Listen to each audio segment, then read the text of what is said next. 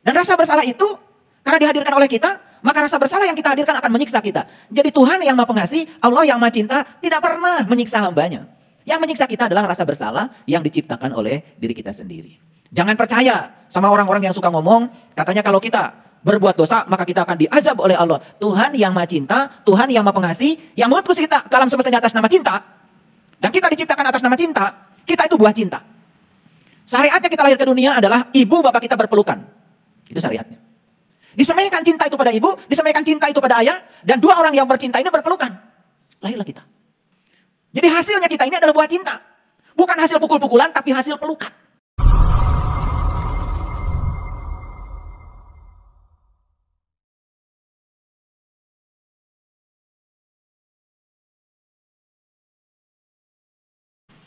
Jadi kalau kita cermat mengamati kehidupan, di kehidupan ini pelajarannya cuma satu, yaitu latihan melepaskan. Bagaimana mereka yang tidak melatih diri untuk melepaskan? Nanti juga ketika mati akan dipaksa untuk melepaskan. Bedanya apa orang yang rajin latihan melepaskan ketika hidup? Lalu ketika matinya seperti apa bedanya dengan orang yang sama sekali tidak berlatih melepaskan? Ya bedanya cuma sedikit. Satu saat kematiannya menderita, yang satu saat kematiannya penuh sukacita. Itu saja.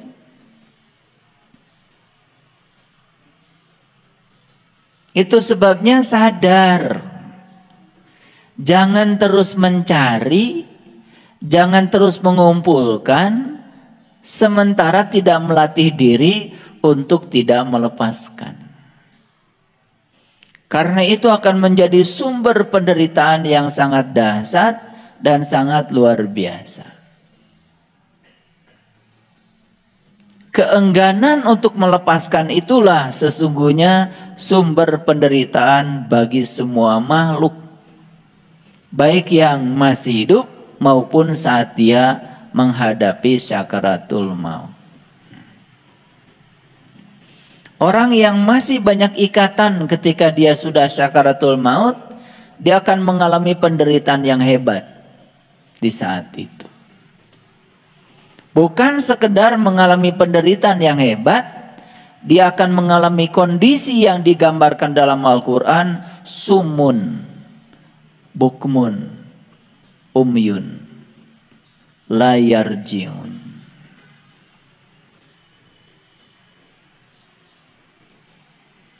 Jadi buta, tuli, bisu. Itu penyakit yang sangat luar biasa. Sudah buta, tuli. Sudah tuli, bisu lagi. Bisa digambarkan ya. Orang yang sudah buta matanya, tuli telinganya, bisu. Gak bisa nyambung dengan situasi, tidak bisa berinteraksi. Satu saja orang yang buta,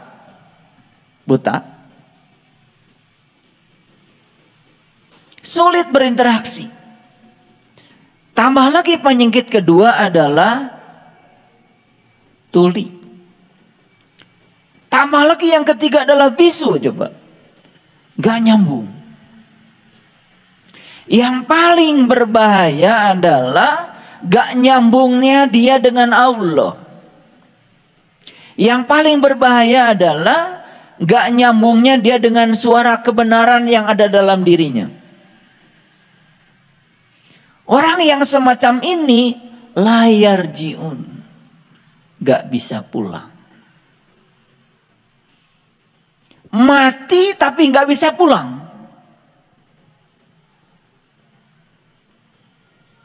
Lalu kemana dia? Ya kelayaban di sini. Persis seperti minyak yang ada dalam air.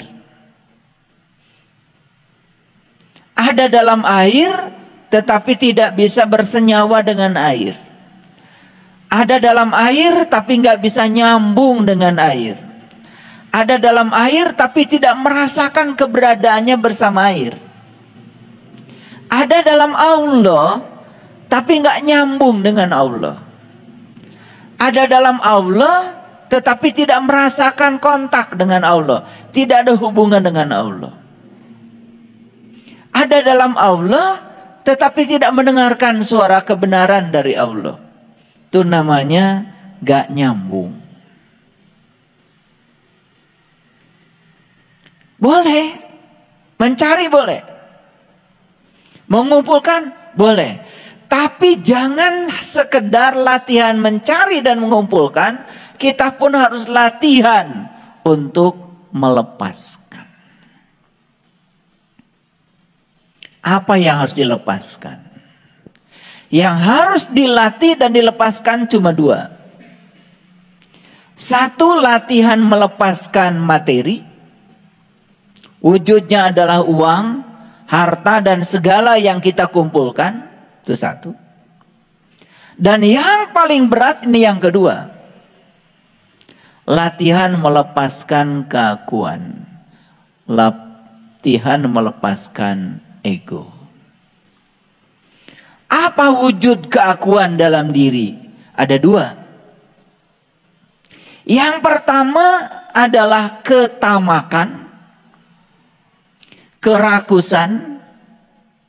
Yang kedua adalah kebencian. Kapan kita tamak dan rakus? Seseorang menjadi tamak dan rakus terhadap segala hal yang dia inginkan. Betul? Ingin selamanya sehat. Tamak, rakus. Ingin selamanya kaya. Tamak, rakus. Ingin selamanya menjabat. Tamak, rakus. Nah, orang-orang yang ingin selamanya berada di posisi ini, dia izinkan dirinya tamak dan rakus pada yang dia ingin, sebetulnya dia sedang menyimpan dirinya dalam ruang kegelapan.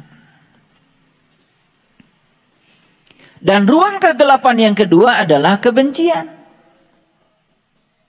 Terhadap apa kita benci?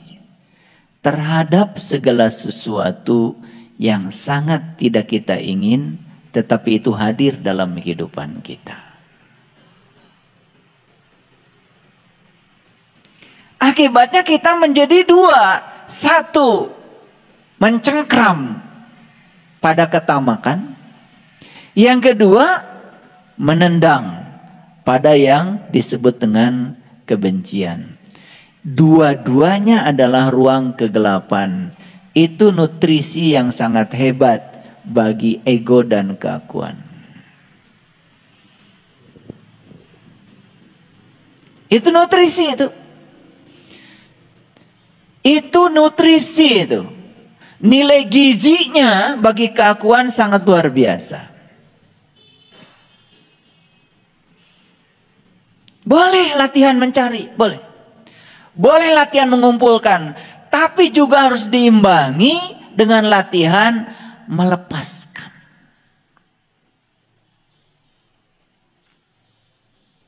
Saya sudah melepaskan uang saya. Bagus.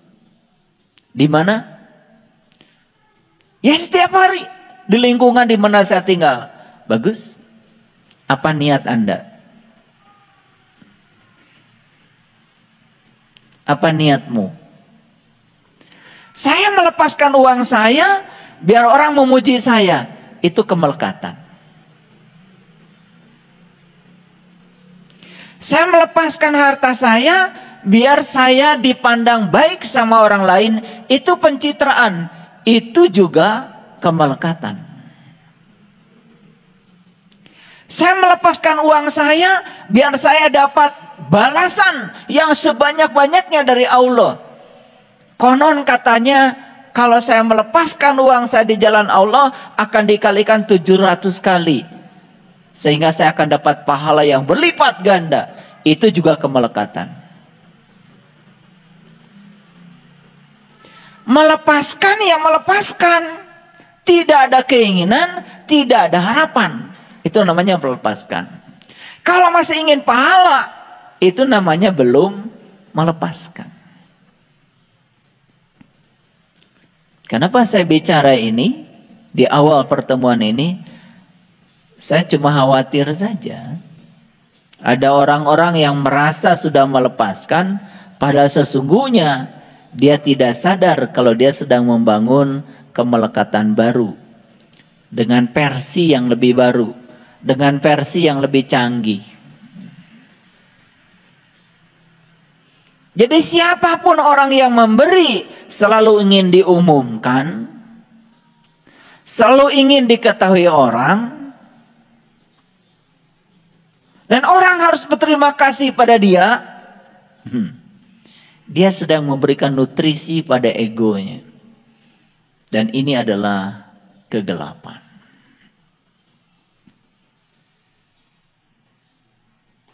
Ini yang tidak disadari. Saking sibuknya kita menjalankan ritual agama, sholat 5 waktu plus sunnahnya.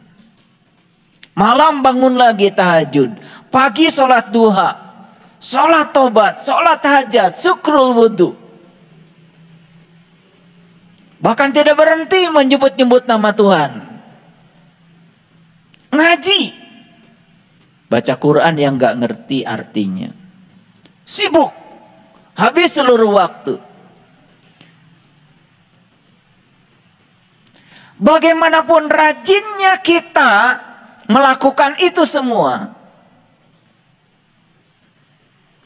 kalau kita masih ada dalam ruang kegelapan, tetap saja kita menipu diri kita sendiri.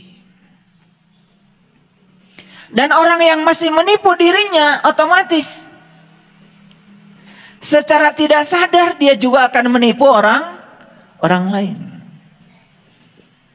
Dan saya pastikan semua orang yang menipu orang lain sebetulnya mereka yang setiap hari berhasil menipu dirinya sendiri. Dan orang yang tidak pernah menipu dirinya sendiri tidak akan mungkin menipu orang lain.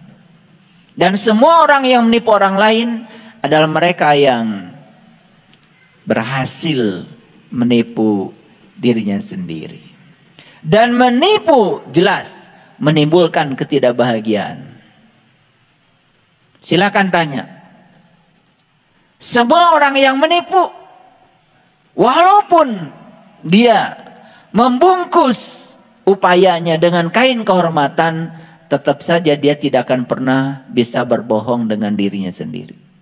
Ada rasa bersalah yang berjalan dalam dirinya. Dan rasa bersalah itu adalah ketidakbahagiaan. Itu yang disebut dengan dosa. Jadi dosa itu sebenarnya rasa bersalah. Dan rasa bersalah itu karena dihadirkan oleh kita, maka rasa bersalah yang kita hadirkan akan menyiksa kita. Jadi Tuhan yang Maha Pengasih, Allah yang Maha Cinta, tidak pernah menyiksa hambanya. Yang menyiksa kita adalah rasa bersalah yang diciptakan oleh diri kita sendiri. Jangan percaya sama orang-orang yang suka ngomong, katanya kalau kita berbuat dosa maka kita akan diazab oleh Allah. Tuhan yang Maha Cinta, Tuhan yang Maha Pengasih, yang mengutus kita ke alam semesta ini atas nama cinta, dan kita diciptakan atas nama cinta. Kita itu buah cinta. Syariatnya kita lahir ke dunia adalah ibu bapak kita berpelukan. Itu syariatnya. Disemaikan cinta itu pada ibu, disemaikan cinta itu pada ayah, dan dua orang yang bercinta ini berpelukan. Lahirlah kita. Jadi hasilnya kita ini adalah buah cinta. Bukan hasil pukul-pukulan, tapi hasil pelukan. Sadar kalian itu hasil pelukan. Jadi ketika mau pukul-pukulan sadar, oh ternyata saya ini hasil pelukan, bukan hasil pukulan. Jadi kalau kita ini diciptakan atas nama cinta, buah cinta, karena Tuhan Maha Cinta, tidak mungkin Tuhan mengazab kita. Jadi kadang-kadang kita ini ya, kalau ngomong gak beres, gak waras. Ngomongnya Bismillahirrahmanirrahim, atas nama Allah yang Maha Pengasih, Maha Penyayang. Ngomongnya begitu. Tapi prak-prakannya saja, berani-beraninya menuduh Tuhan. Seakan Tuhan itu mengazab kita, Tuhan tuh menyengsarakan kita, Tuhan tuh tidak mendengar doa-doa kita. Tuhan itu suaranya nyaring pada diri kita. Tapi saat Tuhan bicara dalam keheningan, kamu dalam kebisingan yang diciptakan oleh dirimu sendiri. Lalu kamu salahkan Tuhan. Padahal Tuhan berbicara amat sangat nyaring, tetapi suaranya tidak terdengar karena kenyaringan suara Allah itu ditiadakan oleh kebisingan pikiranmu sendiri. Bukan Allah tidak bersuara, kamu yang tidak mendengar. Berbeda.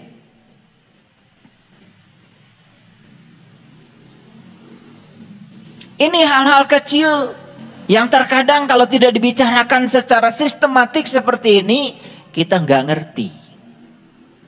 Ini saya sedang hipnoterapi. Saya bukan sedang ceramah. Karena saya tidak sedang menganjurkan.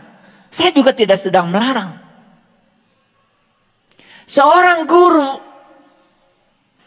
ya, yang sadar tidak pernah menganjurkan dan tidak pernah melarang.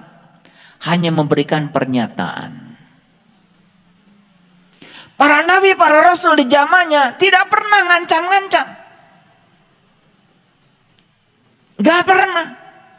Dan mereka-mereka yang mengaku dirinya para pewaris nabi dan rasul tapi mengancam, jelas itu bukan pewarisnya. Karena para nabi dan para rasul, para suci tidak pernah mengancam, tidak pernah menganjurkan, tidak pernah melarang. Mereka itu hanya memberikan teladan. Mereka itu hanya membicarakan dalam pernyataan apa yang beliau alami, apa yang beliau rasakan, apa yang beliau sudah buktikan dalam kehidupannya, itu yang dibagikan. Makanya apa yang sedang saya sampaikan bukan apa kata kitab, bukan apa kata buku, tapi apa kata pengalaman pribadi saya. Jadi saya sudah mengalami. Ketika saya tersiksa oleh rasa bersalah saya, jelas saya tidak bahagia.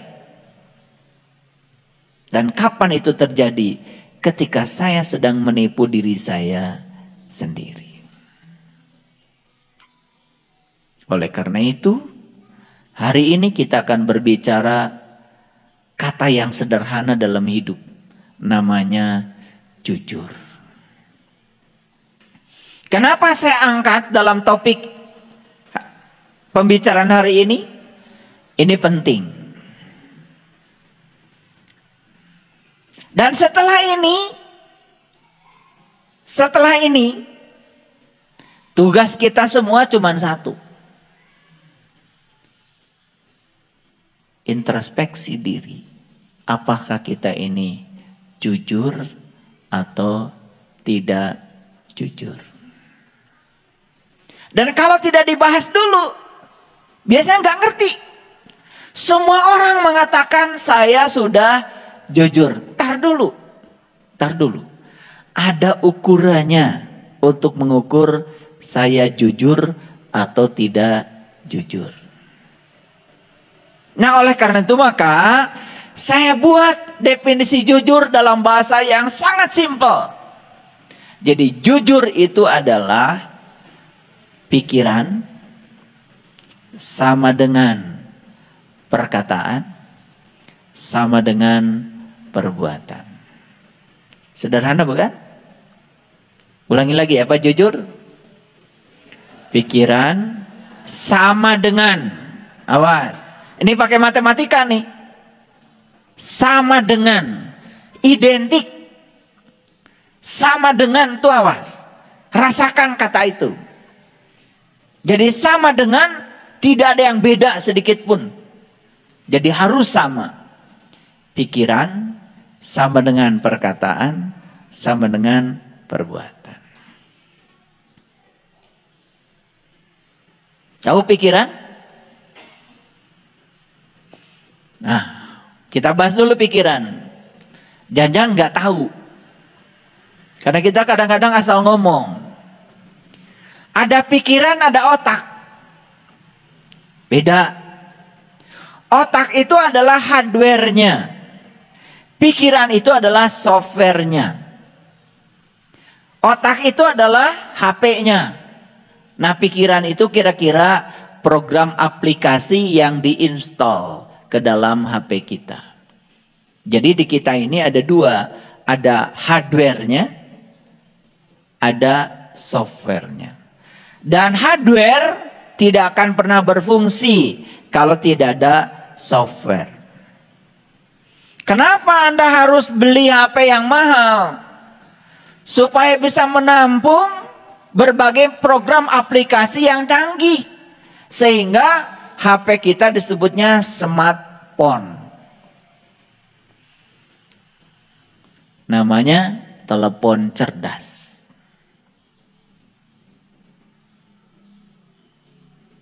Jadi nggak usah beli HP mahal-mahal kalau cuman mau WA.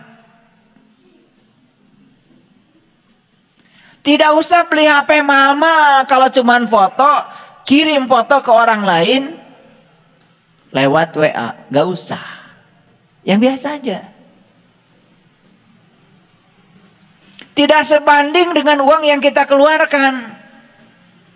Karena hardware yang bagus itu gunanya adalah supaya software yang diinstalkan ke sana sebanding, berkualitas, bisa meningkatkan kinerja kita. HP-nya mahal, mobilnya bagus. Mau ke rumah saya, nyasar katanya. Jadi begitu nyampe di rumah, saya sudah tunggu dari jam 4 sore tadi, kok kamu baru datang jam 10 malam. Kemana aja? Perginya ayah sudah dari jam 2 siang. Kemana? Nyasar. Saya lihat HP-nya bagus, mobilnya bagus. Jadi nggak usah beli HP bagus kalau masih nyasar. Sudah ada aplikasi yang namanya Google Maps. Dan aplikasi itu kalau diinstal, ya sudah ikuti aja. Dan tidak usah berpikir gimana cara kerjanya Google Maps. Pusing kalian. Gak ngerti.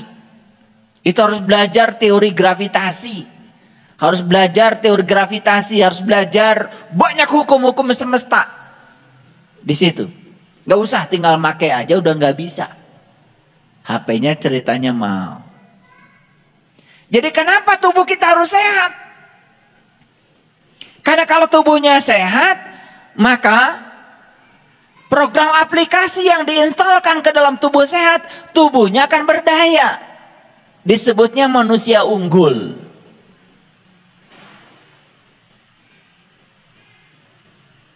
Gitu. Jadi jujur apa? Jujur itu samanya pikiran dengan perkataan dengan perbuatan. Baik, pikiran apa tadi? Software. Nah, yang namanya software ada yang bermutu, ada yang tidak bermutu. Ada yang kinerjanya canggih, ada yang tidak canggih. Ya tergantung. Makanya harus diupdate. Diupdate. Ngerti nggak diupdate? Ya ngerti ya, mangut-mangut ya. Disesuaikan dengan kondisi yang paling canggih sekarang. Gitu. Nah, gimana caranya mengupdate pikiran? Nah, ini banyak yang belum tahu. Nah, pikiran itu punya guru. Gurunya pikiran namanya kesadaran.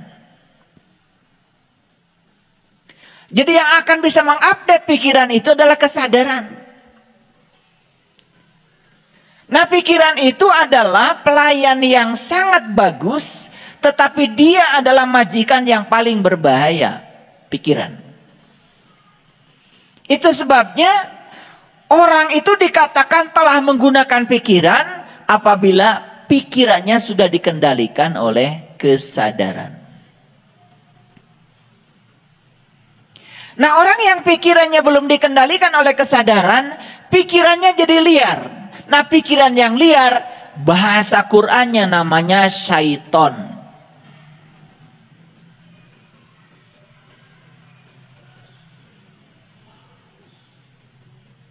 Karena saya lihat ya, banyak sekali yang menyesatkan ya ceramah-ceramah agama di YouTube.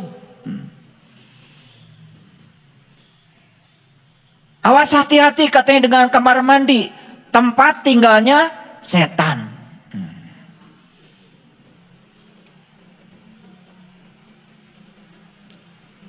Itu ngomong asal aja, tapi pengikutnya banyak. Jadi setan itu seakan-akan di kamar mandi.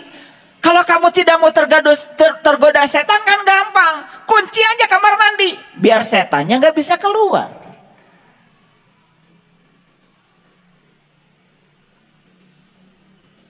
Jadi kalau setan tinggal di kamar mandi, tinggal kamar mandinya jangan pernah dibuka, kunci yang rapat.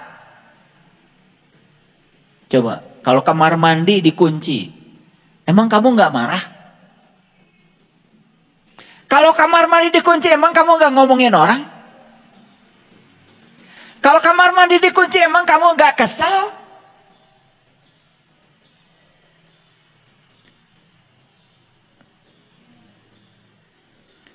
Jadi salah alamat. Setan itu pikiranmu sendiri yang tidak terkendali. Yuwaswisu fi sudur, yang suka waswisu. Waswisu itu ngaharewos. Ngaharewos jelas tidak jauh, jelas dekat. Bahasa Indonesianya berbisik. Kalau berbisik pasti dekat. Karena kalau berteriak pasti jauh. Nah, tidak ada di Quran setan tuh berteriak, nggak ada. Yang ada tuh setan tuh berbisik. Siapa yang dibisikin? Yang dibisikin tuh sudur. Sudur tersadar. Kesadaran kita dibisiki oleh pikiran yang tidak sadar. Akibatnya karena bisikan itu kita tergoda. Kita tidak digoda oleh siapa-siapa. Digoda oleh pikiranmu sendiri. Makanya pikiran yang tidak sadar itulah syaiton. Kartos. Agak serius nih ngaji hari ini.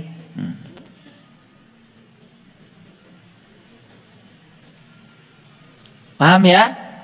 Kan suka dibaca. Qul a'udzu birabbin nas, malikin nas, ilahin nas. Gitu kan? Alladzi yuwaswisu fi sudurin nas. Jadi yang suka waswisu fi sudur, yang suka membisik kesadaran, yang suka membisik kesadaran itu siapa? Itu pikiran, pikiran yang tidak bermutu. Pikiran yang liar, pikiran yang belum bisa ditundukkan oleh kita sendiri. Maka siapa yang bisa menggunakan pikiran? Hanya mereka yang sudah bisa mengendalikan pikirannya. Apa sih ya yang dikerjakan pikiran setiap saat? Yang dikerjakan pikiran itu setiap saat adalah hasrat dan keinginan. Hampir tidak ada masalah di semesta ini yang bukan ciptaan pikiran. Ulangi. Hampir tidak ada masalah di semesta ini yang bukan ciptaan pikiran. Semua masalah adalah Sang Maha Penciptanya adalah pikiranmu sendiri.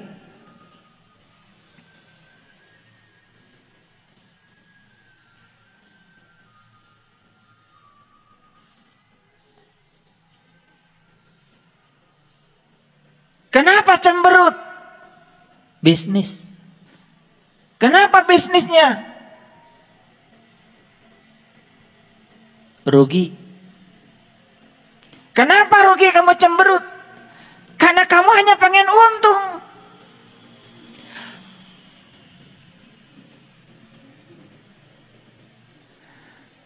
Tidak tahu hukum bisnis. Bisnis itu cuma dua kemungkinannya. Kalau nggak untung, rugi. Dan itu 50-50. Peluangnya sama. Peluang untung setengah, peluang rugi setengah. Karena kamu pengen untung saja, cemberut. Siapa pencipta cemberut? Pengen untung, ketika rugi tidak menerima. Kalau tidak siap rugi, ya satu, jangan bisnis.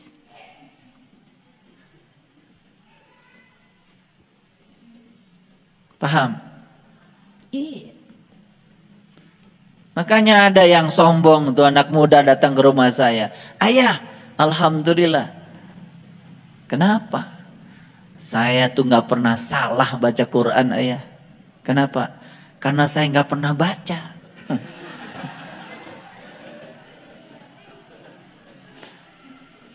Dan dia menganggap dirinya itu sudah hebat. Padahal ini orang yang tidak mau mengambil resiko. Orang yang tidak mau mengambil resiko dalam hidupnya tidak akan pernah ketiban untung. Paham? Lanjut. Jadi, pikiran yang tidak terkendali adalah sumber segala masalah. Pencipta masalah adalah pikiran, dan yang diciptakan oleh pikiran satu, hasrat dan keinginan. Apa tidak boleh saya punya hasrat dan keinginan? Boleh.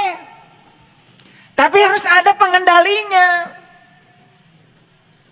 Ketika ingin untung, harus sadar. Di balik bisnis juga ada gagal, ada rugi, paham?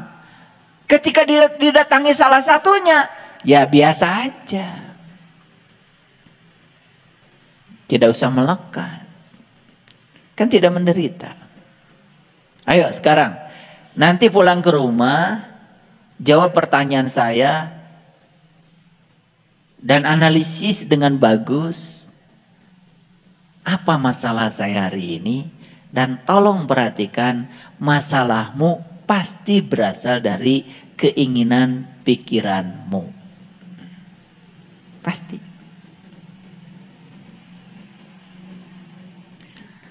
Masalah saya adalah pasangan hidup saya. Saya tanya, emang kenapa pasangan hidupmu? Dia bohong sama saya. Yes. Kenapa kamu cemberut? Saya pengennya dia jujur. Nah, masalahnya karena kamu pengen dia jujur. Jadi pencipta masalahnya itu adalah ingin dia jujur. Ketika bohong, tidak siap menerimanya. Jadi penderitaan kita kan berasal dari keinginan kita sendiri. Coba dirubah ilmunya. Ya, dia mau jujur, mau bohong. Dia jujur pada diri sendiri, bohong juga pada. Saya tidak akan pernah ternoda oleh jujur dan tidak jujurnya dia. Saya adalah saya. Gitu. Keren gak itu? Keren gak? Keren. Makanya setelah saya ceramah ini kalian harus keren semua. Gak boleh lagi ada yang cemberut, sakit hati. Gak boleh lagi. Sakit hati buatan pikiranmu, bukan buatan orang lain. Karena kamu pengen orang lain seperti yang kamu mau. Kan itu masalahnya.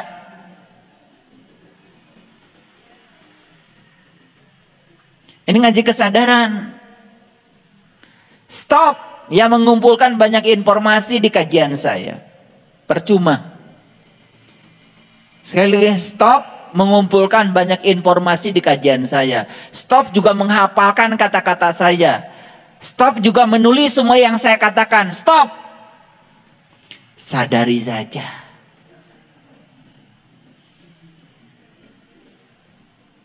Gak usah habis ngaji banyak tulisannya, catatannya tebal-tebal. Buat apa? Gak ada ujian. Saya cuma bahagia kalau lihat kalian semuanya lebih baik, lebih sehat, lebih segar, sumringah, gak cemberut ketemu saya. Ini masih ada nih wajah-wajahnya yang maaf ya, menakutkan. Karena saya nggak mau menghampiri.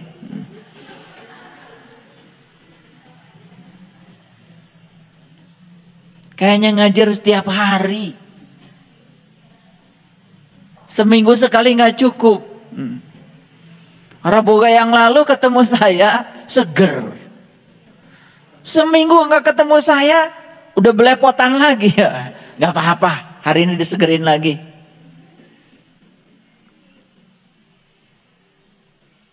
Paham? Nah, jadi sekarang itu kita harus punya pikiran yang sehat. Dan pikiran yang sehat adalah pikiran yang sudah terkendali oleh kesadaran. Jadi tetap saja larinya kesadaran. Maka Nabi Muhammad mengajarkan kepada kita untuk mencapai kesadaran tertinggi, namanya Sidratil Muntaha. Walaqad ra'ahu nazlatan ukhra inda Sidratil Muntaha indaha jannatul ma'wa id yaghsha sidrati ma yaghsha. Jadi tujuan akhir dalam kehidupan kita ini adalah mencapai puncak kesadaran, entah kapan. Syukur-syukur kalau bisa dicapai di sini, saat ini, sekarang. Karena apa? Karena sadar itu artinya kita selalu sadar dengan apa yang sedang kita lakukan di sini, saat ini, sekarang.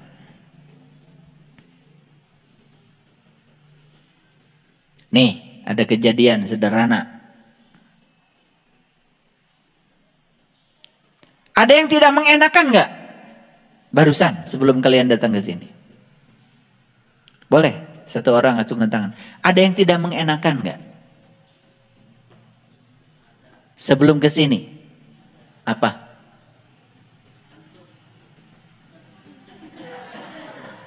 Nggak apa-apa. Sekarang masih? Masih ngantuk? Udah enggak. Jadi kapan ngantuk itu? Tadi. Tadi. Ada yang lain? Ada yang tidak mengenakan sebelum ke sini? Apa?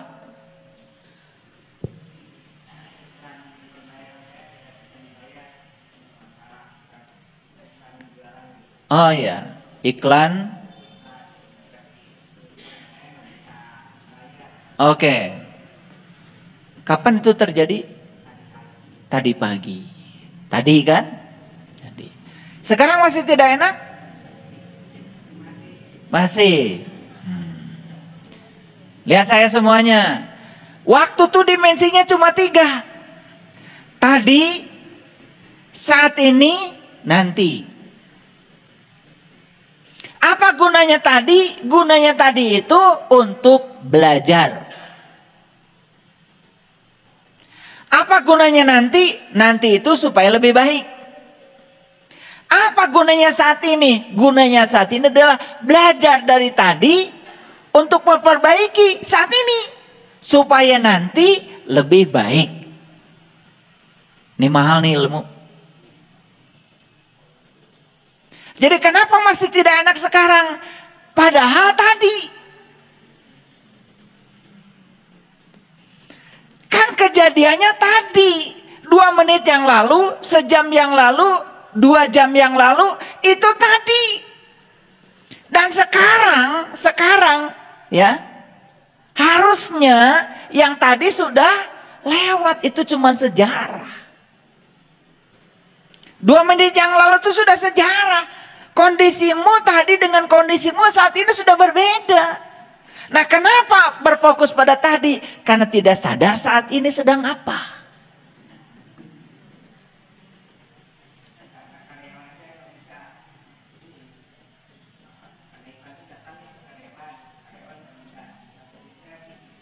Iya, tetapi yang membuat itu tidak enak itu adalah karena tidak sadar saat ini sedang apa. Pertanyaan saya, saat ini sedang apa?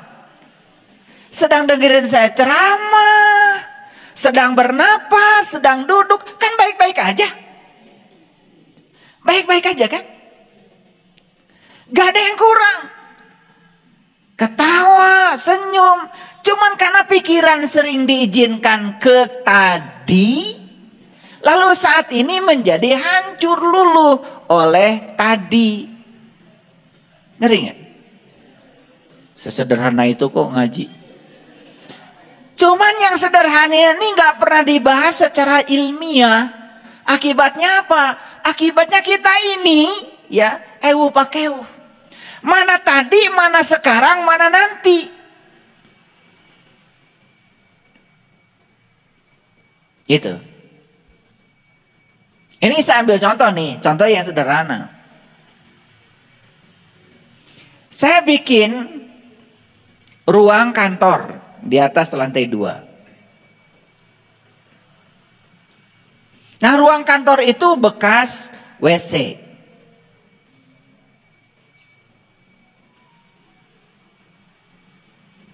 Karena ini bukan bikin baru, otomatis saya memanfaatkan yang ada. Pengen ada WC, pengen ada ruang kantor, pengen ada dapur. Gimana caranya? Otak-atik, saya dapat rumusnya. Sudah, saya sisakan satu WC di sebelah sini. Ruang tengahnya adalah kantor, ruang sini adalah dapur. Tiba-tiba ada yang protes sama saya. Nah, protesnya gimana nanti? Di sini ada yang ngeden, di sini ada yang masak. Sementara ini kantor. Itu hayalan pikiran, kan nanti.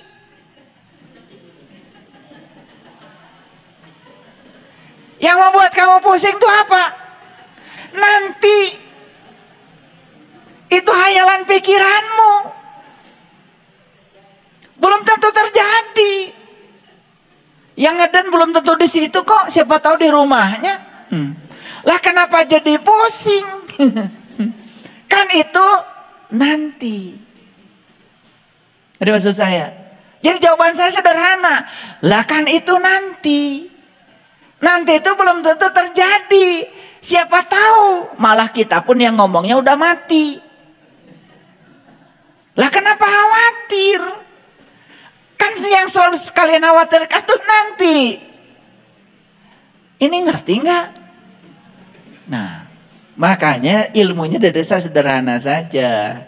Coba di setiap saat tanyakan pada dirimu, sekarang saat ini saya sedang apa?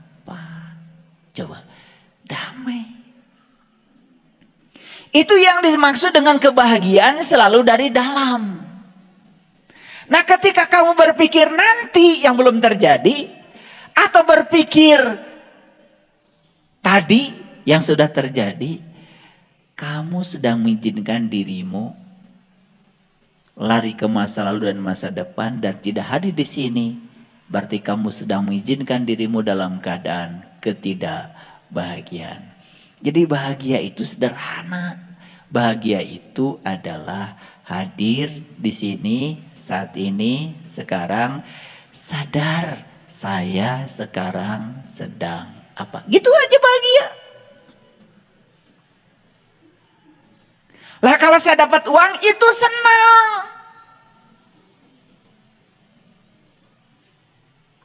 Kalau saya mendapatkan yang diinginkan itu senang, bukan bahagia. Kalian salah alamat bilang yang disebut kalian senang sebagai kebahagiaan. Bahagia bukan begitu. Bahagia itu tentramnya batin di sini, saat ini, sekarang. Makanya kalau saya sederhana kok. Saya selalu melontarkan pertanyaan pada diri saya. Saat ini saya sedang apa?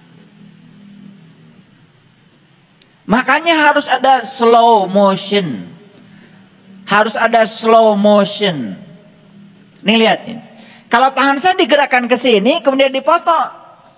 Foto yang kalian itu saking cepatnya cuma dapat satu gambar. Tapi kalau tangan saya digerakkan begini, saya foto pakai stroboskop namanya di lab. Posisi tangan saya di setiap saat itu selalu ada. Ternyata ada 1000 posisi tangan saya dari sini ke sini.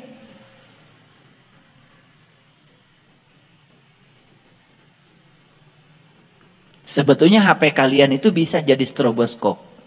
Bisa memfoto gerakan tangan, semua di posisi ada. Nah, gimana cara makainya? Berbisa kan? Gak usah mahal-mahal beli HP gitu.